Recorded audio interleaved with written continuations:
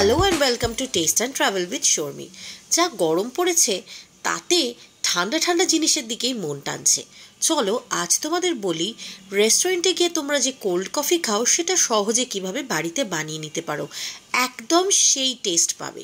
প্রথমেই কিন্তু আমি একটা ব্লেন্ডিং জারে কিছুটা পরিমাণ মতো, আমি দুটো বড় গ্লাসে করেছি তোমরা দেখেছো তো, পরিমাণ মতো বলতে গেলে এখানে আমি হাফ কাপ মতো ফ্রেশ ক্রিম দিয়ে নিয়েছি।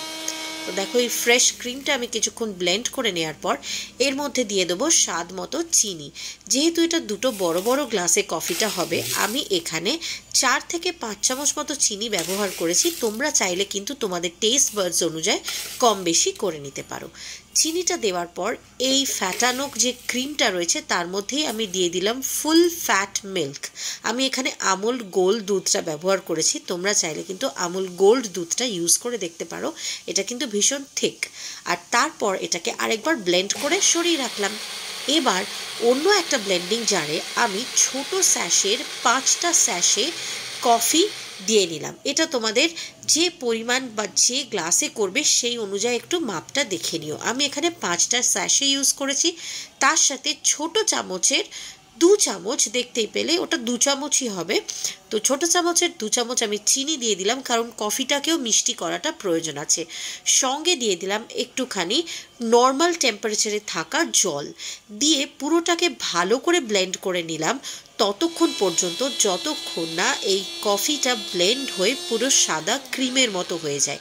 দেখতেই পাচ্ছ ব্লেন্ডিং করে করে একদম সাদা ক্রিমের মতো করে নিলাম। এবার গ্লাসটাকে আমি চকলেট সস দিয়ে লাইনিং করলাম। এটা কিন্তু কমপ্লিটলি অপশনাল, তোমরা চাইলে এইভাবে চকলেট সস ইউজ করতে পারো অথবা সেটা অ্যাভয়েড করতে পারো। যেহেতু রেস্টুরেন্টে এরকমভাবে দেয়া হয় তো আমি সেটা একটু ট্রাই করলাম, কারণ তোমাদেরকে আমি রেস্টুরেন্টের মতো করে কোল্ড কফির প্রসেসটা শেখাচ্ছি, তাই একটু করে দেখালাম। যদি তোমাদের ভালো লাগে এই রেসিপিটা তাহলে আমার channel test and travel with Sharmi অতি অবশ্যই সাবস্ক্রাইব করে নিও। আর হ্যাঁ, লাইক আর কমেন্ট করতে ভুলো না, তোমাদের এই লাইক কমেন্টটা কিন্তু আমাকে ভীষণভাবে এনকারেজ করে। চলো এর পরের স্টেপটা তাহলে বলি। দিয়ে দিলাম কিছুটা আইস। এটাও কিন্তু অপশনাল, তোমরা চাইলে আইস ইউজ করতে পারো অথবা নর্মাল ঠান্ডা, যেহেতু দুধ দিয়ে আমি করছি সেটাও তোমরা খেতে পারো।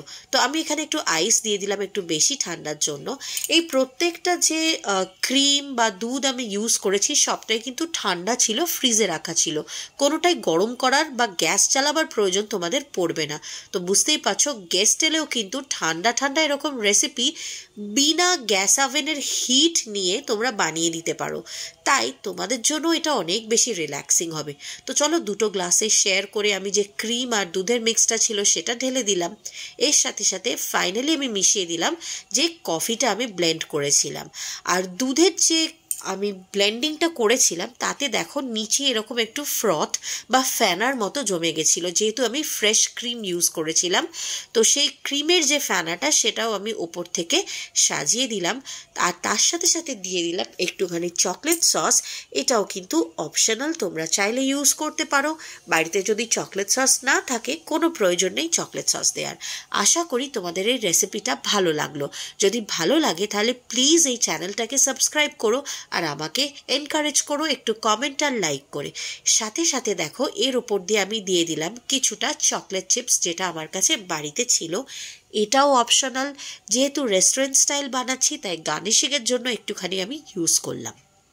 এরপর এর মধ্যে দেখো আমি দুটো স্ট্র দিয়ে দিলাম। তোমরা চাইলে কিন্তু নর্মালি ওটা চুমুক দিয়ে খেতে পারো, বাট গেস্টকে সার্ভ করলে একটু দেখতে ভালো হওয়াটা ব্যাপার আছে, তাই সুন্দর করে একটু সার্ভ করে দিলাম।